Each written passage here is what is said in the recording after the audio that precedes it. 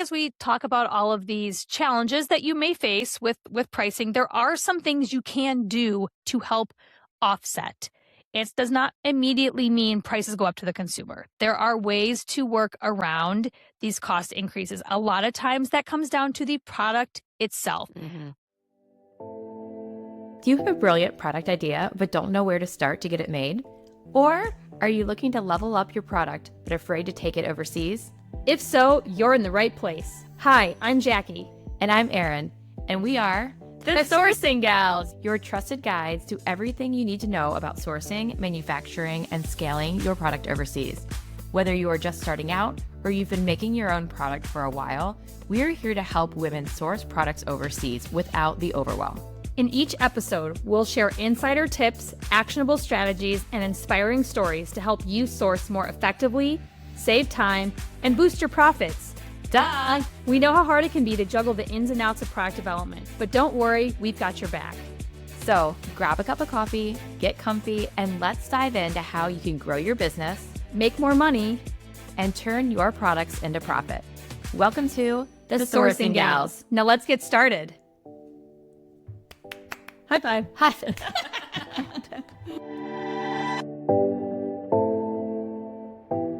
Running a product-based business is complicated enough. Your banking shouldn't be. That's why we use Mercury. It's a free, intuitive banking platform built for entrepreneurs. No monthly fees, and get this, no wire fees ever.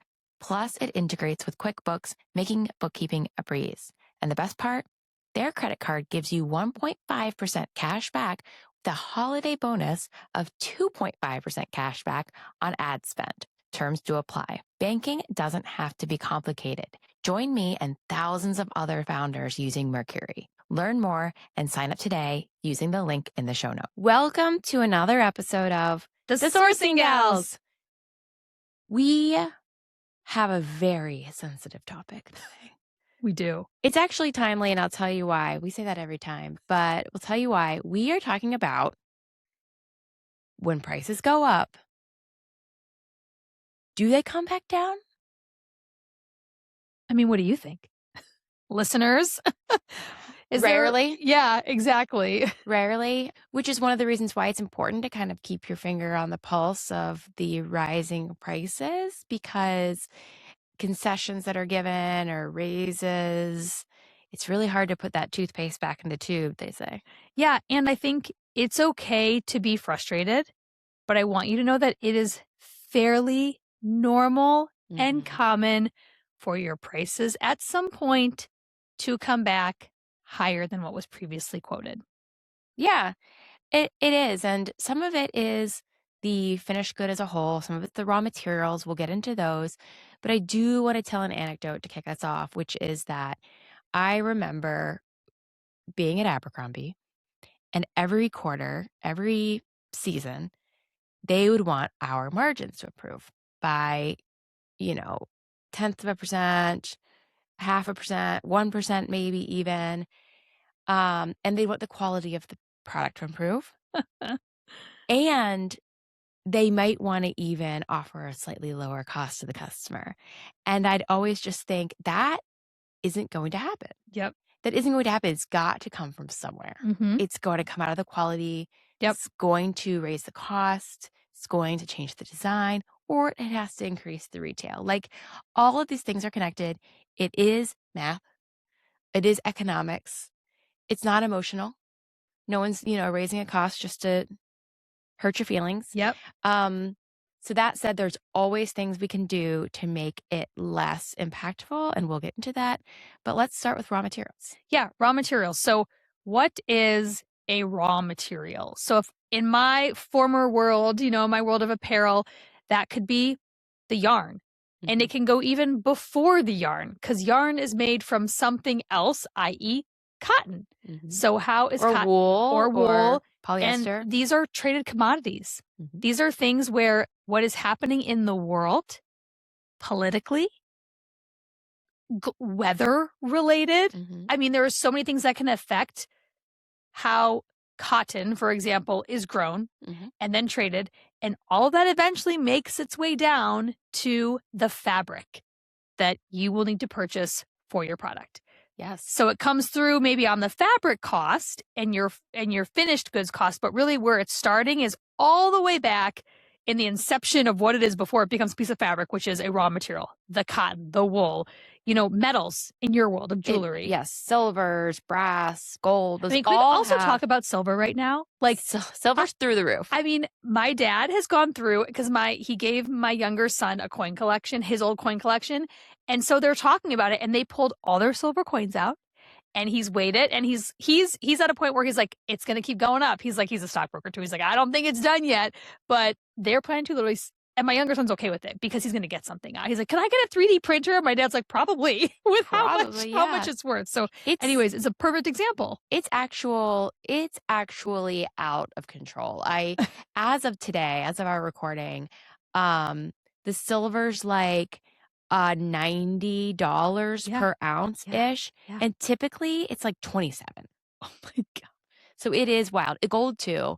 But those are the things that will impact your product. Obviously, if you're making a silver product and you go to your vendor right now, they're going to say, well, your 12-gram silver earrings are going to cost a lot more than they did a month ago. Correct. And that can go for plastics, that can go for resin. I will tell you that back in the COVID days, this is really interesting. My old company, we used to do a ton of reusable bags. So think about when you go to the checkout line at TJ Maxx and you grab one of those cute little printed reusable bags.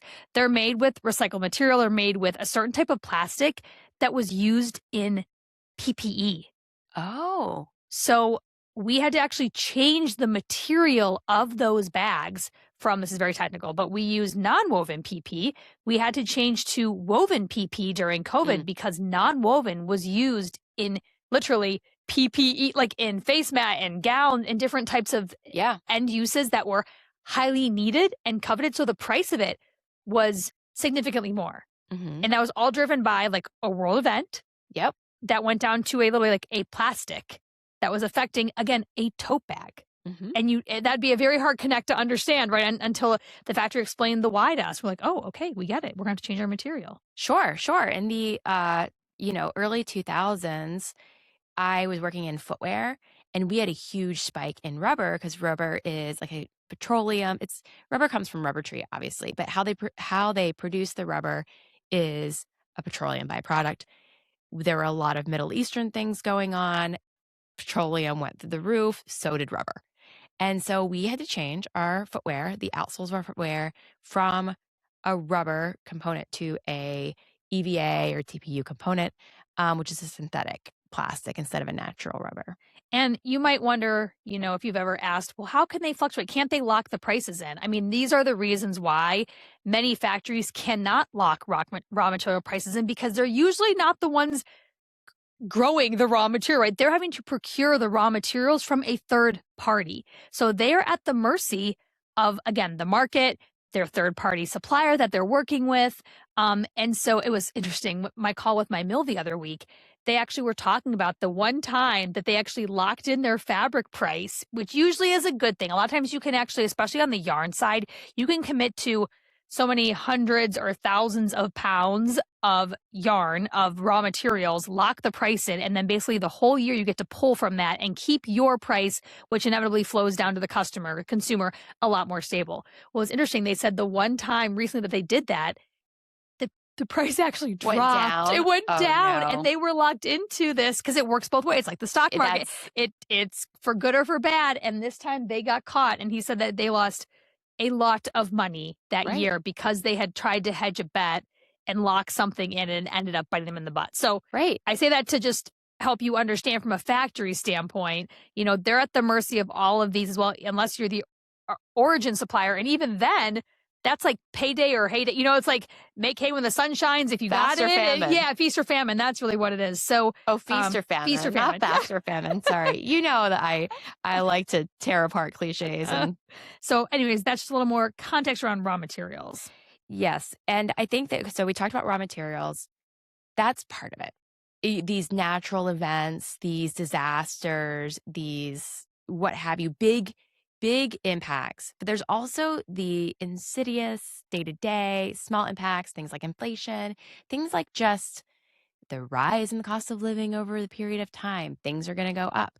And that's something that's harder to see, but is valuable and exists nonetheless. I think you feel that more, to be honest. We're working with a founder who has a component of her item is overseas and a component is here domestically. Mhm. And she was telling me how her domestic pricing went up. Mhm. And I told her, expect that every year. Yeah. Like, because in the US, it's known, you hear it on the news, inflation on average is up, 3 groceries are up 5. Like we talk about it here in the US. So if you do have a US based product business or components are coming from the US, I would just buckle up and know that every year, most likely, there's going to be an adjustment purely for inflation. So forget the trade wars, forget that raw materials a lot of times are coming from outside the US to come in first. So take all those out of the way. Just labor, US labor is going to continue to rise every year as the rest of our consumer goods that we need to eat,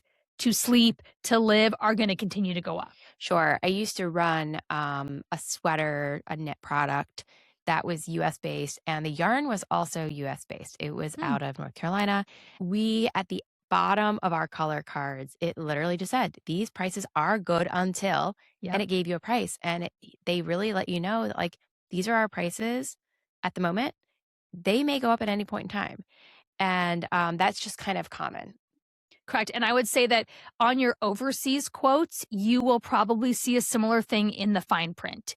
It will say this quote is valid for, and it might be as tight as 30 days. And to be fair, the factory is not trying to push you to order. They are just saying that their prices that they got from their material suppliers, that's all they're getting as well as a 30-day runway. So just know that's not atypical to see that. And before you place a purchase order, it's always good to reconfirm that your price is still valid. Every so often, if there is a world event happening and you're placing a purchase order and you know something just changed, like I just got a text actually from my factory in India saying that we just struck a deal, like tariffs out of India, or, so he sent me that. So obviously, if you are a client working with product out of India, you now definitely have an authority and right to go back and say, hey, yes, this changed. Let's talk about how much lower my price will go. But, those are just things to know that 30-day window, 60, 90-day, like that's 30 is pretty typical from because overseas. That's, for the vendors, that's probably the amount of product that they've positioned. Yeah,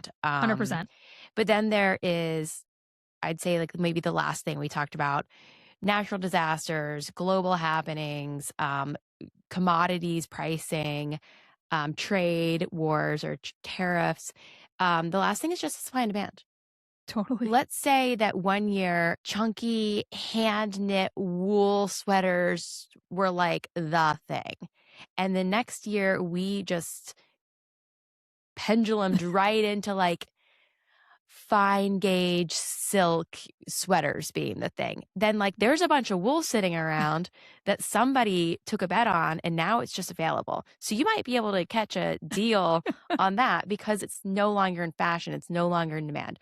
So if there is a supply and demand spike and valley, you might see fluctuations around that too. Yeah, that's a very, very good point. So you can always ask, speaking of that, you can ask suppliers, like, are there any raw materials left over from prior years production that you aren't using, especially when you talk about sweaters and certain yarns of that nature. So that was always like music to my ears when I worked in sweaters, because we at our company, we ran these like super chunky hand knit campy kind of sweaters all year. It didn't matter what the trend was. Yes, we were always running them. Correct. So when other brands were on that trend, our costs were sky high. Yep. But when other brands were off the trend, we were getting a deal. There you go. And so, you just kind of, like we said earlier, feast or famine. Yep. If you're building a product-based business and finding yourself second-guessing decisions or wishing you had someone to gut check, we want you to know you don't have to do this alone.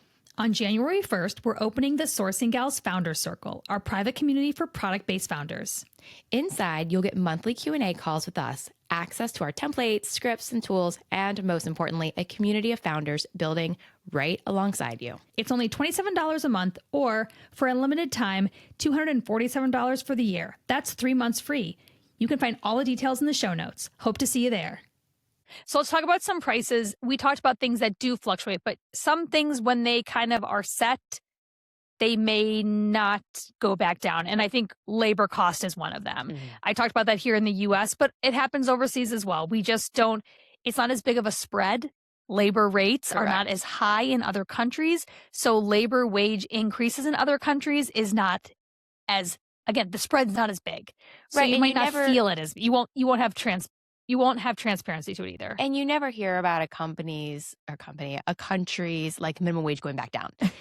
It just constantly is always going up. So you'll hear sometimes from a vendor, regardless of what country they're in, like, hey, our minimum wage is going up, therefore our cut and make or our, labor costs are going to go up proportionally. Yes. And something important to say, especially with the tariffs and trade wars still happening, there are times where, let's say that, I should know this because he texted me, but let's say the India tariff was 20% and now it's gone to 0. That does not necessarily mean you're going to get 20% back on your cost of goods. There's a lot of vendors and factories that are trying to absorb as much as they can on that tariff on your behalf, especially if they're bringing the goods here to the US for you. Yeah. So I just want to say it's not always penny for penny. I call it sometimes China math. When you add a button, it costs 10 cents. When you take it off, you only get 5 back. There's also some of that in there that just is, it's the truth. It's just a little bit of the truth of it is of manufacturing. So just know that as there are these ebbs and flows, and if I read it in the news that this came down X percentage, like that might not always 100% correlate directly to your cost. Mm-hmm. Yeah. And especially if like your raw material that came back down is just a small portion. Let's say we go back to my footwear. The rubber outsole, maybe it went back down, but the leather that's on the top of the shoe is up. Like there'll always be fluctuations in every piece. Obviously, if you have a piece of jewelry that's only silver, it's 95 silver, front to back, forward to backward, all the way throughout. If the silver prices come down, then your next PO, it's going to be pretty cut and dry. Yeah. But that's like, you very rarely have a product that is so exclusively only one material. So I think as we talk about all of these challenges that you may face with pricing, there are some things you can do to help offset. It does not immediately mean prices go up to the consumer. There are ways to work around these cost increases. A lot of times that comes down to the product itself. Mm-hmm. Are there some substitutions? Are there different materials? My bag was a perfect example. We knew that we could not pass a bigger price increase to Big Lots on these bags. I mean, they were buying hundreds of thousands of them. We had to figure it out if we wanted to get the order. So we changed material. We confirmed it with the buyer, and she was happy. So that was a prime example of how a material swap, because of something that was happening in the market, allowed us to continue at the same price and not have to pass that to our client. Absolutely. Same as the rubber versus the TPU outsoles of footwear. Prices didn't go up. We just swapped out the quality to a little bit of a lesser price and maintained the same cost. You can also look at construction changes. So as I mentioned before, you sent that inspo retail sample to your factory that had this beautiful cover stitching, and maybe your customer really doesn't care about that, but it's costing you an extra 10, 15, 25 cents a garment. There you go. Like there could be your money back, and the customer probably wouldn't even know the difference. So when you are facing challenges like this from your supplier, they will tell you why usually the cost is increasing. Hey, raw materials went up, labor, like they will usually give you, actually, I got one the other day, to be honest, on my pajamas, because what's happening is my factory is buying fabric from a different mill. A lot of times my factory makes their own fabric. This one was not. I said, nope, you must buy from this mill. Well, what happened is when the fabric arrived, they found quite a few damages. So my factory, like color issues, remember I had a quality shade band issues? Yes. So my factory resolved the issue, but it took them a lot of labor to resolve it. Yeah. And so the first order that I had already confirmed with them, they passed no cost upgrade, no increase. So the first order I had with them, no cost increase was passed me, which is lovely. Love my factory. They already told me, they came back later this week, hey, just want to let you know, we lost money on that last order for you. For future orders, we're adding in. And they're adding in, a couple bucks, to be honest, to my pajamas, because they said they had so many issues having to sort, QA the fabric. And then even when the goods were finished and cut and sewn, they then remixed and matched the tops and bottoms to have them better coordinate. So it was a lot of work, right? So here's a question for you that maybe the listeners would want to know. Will that come off at a certain point in time? The pricing, the increase? my vendor's trying to create their own fabric so that they can use their own fabric that they trust, know, and love Ah, in-house. Now, it's not gonna happen because the technology and the patent, unfortunately, is held at a yeah. different mill. What will have to happen potentially is I would maybe pay my mill a little bit more to do their own QA, like, on top of their traditional quality inspection, I might have to pay them a little bit more to say, "Hey, I really need you to break this down." Mhm, If there are variants in shade bands, you have to cut the rolls and really be, mhm. more strict about it. Because to be fair, it wasn't my factory's fault, it was actually my fabric mill's fault, but Right. as I mentioned, that is production. They told me there was gonna potentially be dye issues, so it's something I just had to deal with and I have to suck up and pay. So I think about if somebody's dealing with this and they don't quite know what step to take next, you can hear from Jackie's example, from our examples, you can always go back to the factory and say, what caused this? They'll give you an explanation. What can I do to recoup some of this? What can I change? Say you have 100% wool sweater, and this actually happened one year. There was like a big flood in New Zealand, which is where like a bunch of the Oh, the sheep are. yeah. And there was a big wool shortage that year. Oh, Poor poor guys. sheep. But we just had to use a wool poly blend or something. Mhm. I think it was acrylic actually, a wool acrylic Yeah. blend instead. But we had to say, what caused this? What alternatives are there? And they came to the table with, we can mix it with a different material. Mhm. We can, cut out this part, whatever the solutions were, they were able to provide that.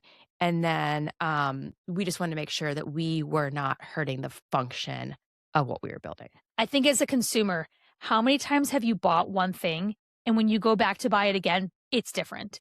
Yeah, it does make me It mad. it it's a little bit lighter, it's a Yeah. little bit different, the fit's a little right, so maybe it's a little bit of a slimmer cut than you had. I mean, all those things truly are how brands and manufacturing, like, cut costs. So, Mhm. know that you as the brand owner have to decide what you want that experience to be. Is it better to maintain the integrity of your garment And raise and the price. product and raise the price and explain to your customer why? Or are there some, I don't want to say shortcuts, are there alternatives you can make, some concessions is a better word, that you can make to help hold that price without compromising the quality or design or integrity of your product? Or have you built your product with enough buffer that you can take a lower margin on your own side? That would be kind of my last recommendation. But jewelry is a great example. There's a lot of jewelry in the industry that's got, in the 90s, 95% margins. If we had an issue and I had to back it off to a 93 that quarter, it's going to be okay. Yeah. That's not the case for all goods, but if you have enough buffer that you can recalibrate another season, or you can discontinue that product after that year, or you can buy yourself enough time to have a different approach. And I also think that you look at where you are right now. You can quantify those dollars based on your current orders. And then hopefully, if you are a growing business, your next order will be a larger quantity. Hmm. And so, what's that next price break you're going to get, anyways, right? Like, get your next price break requoted, but most likely, your next price break is going to be lower than what this cost increase you're facing right now is. Like, that's the way I look at my pajamas. Like, I know the price they pass me, but my next order is going to be 2 times larger. And I know when I get 2 times larger, my price comes down by another 15% anyway. So I'm going to recoup that cost. So for me, it's not worth passing the increase to my consumer right now. Because you know that then it would come back down. That would be Yes, weird then it's to, weird. So I'm not going to knee jerk based on my existing business of where I'm at. I'm going to look long term and say in the future, as I continue to build this brand, what will my costs look like? And can I absorb it? Yes, because I built a really strong margin on my product to start. Mhm. So I have some buffer. I have some give there. Sure. We are in a position currently in our geopolitical climate that a lot of prices are going up. And you can see the brands who have decided to raise pricing. You can see the brands who decided to just offer a lower priced alternative. And what's most important is that you are transparent to your customers. You're not trying to pass off an old product or a new product as the same. Like, Yep. just don't be weird about it. Don't be slimy about it. Or Mhm. even say, we're seeing a small price increase. There have been these like major things happening.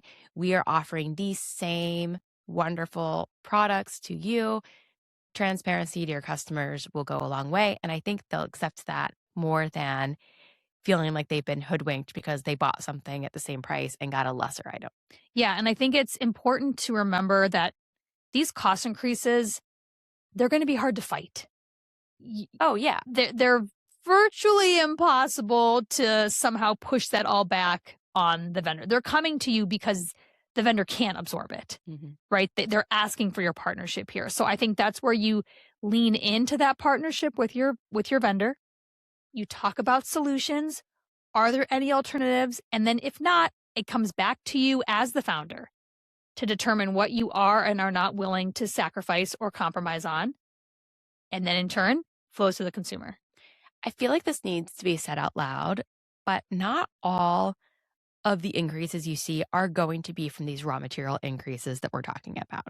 Like, if something just kind of went up and you don't know why, you can ask. 100%. You don't just have to take it and raise your prices or change your product. You can talk about that. I think what we're talking about is a shift in raw material pricing based on commodities, supply and demand, global, economics. Yes. Not on just this vendor quoting me a high cost. Yeah. It's you're always in a position to ask questions and why the cost is what it is. But if it is due to a raw material increase, it's a really hard thing to fight on. Most successful brands expect this type of change and they design for it. And they start off by building a product that has margin that can weather some of these storms that will come and go. Because not everything that comes up will stay. We talked about a couple of factors where they won't, but then some will. And so now at least you're informed to not be taken off guard when these things happen. They are quite common, to be honest, and they're hard to predict. And you can just keep your thumb on the pulse of the global market. If it is cotton, if it is gold, silver, wool, what have you, look it up. There are so many times where a factory said, hey, this cost needs to go up because brass is high right now. And I've gotten online and I'm like, brass hasn't changed in 2 years. And I'll go back and I'll be like, brass hasn't changed in 2 years. And they'll be like, okay, well, you know what I mean? Like, you're allowed to look it up. Do your homework. And meanwhile, yesterday when we were working on that silver project, I got online and I was like, well, holy shit.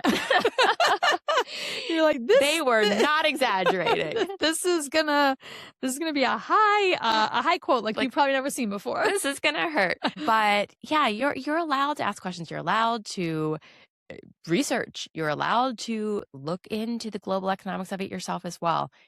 That is okay. Yeah. So we hope that this episode at least helps you not feel so much anxiety, not if, but when your factory comes back saying there is some type of price increase. Because cost increases are a reality. It doesn't mean it's a failure. Correct. It's a business reality. Correct. And I think as consumers, again, put that hat on. Like, we all are feeling it. Yes. We all know that to pay the same thing for eggs even a year ago or 2 years ago than what we are today, like, it's just not reality. So I always like to say that as well, to ground people in, you're not on this island alone of price increases. Like, the entire consumer world is facing the same challenges. And it just depends on, as a founder, how you want to navigate through them. I think we've given you a lot of options of ways to navigate. So you have to do what's right for your brand at the end of the day and what's right for your product. And that's not going to be the same for everybody. No, it's definitely not. I think about how brands in the market are adjusting, and I don't see like Hermes making their like bags cheaper. They're just going to raise their prices. Yes. But a lower priced brand might, because they serve someone different. Correct. And so who are you serving? What's your goal in the market? And how to make sure that you're thinking about your customer when you're making those decisions. I love that. We're laughing because I just that was like my 10th try at that sentence. But it was really well said when it all came together. So I'm like, yes, keep going. I'm just sitting here saying, yes, keep going. Just cheering me on. Oh, so yeah, you guys, if you could hear all the edits, you'd, fun times. But again, I hope this was helpful. I think it's really important information, things to look out for, things to prepare. And just knowledge to have. Like, when you're looking and shopping and designing in your brain, you don't always think about that poor little lamb who the wool came from. Oh, yeah. R.I.P. R.I.P. lamb. Well, on that note, we will see you next week on The Sourcing Gals.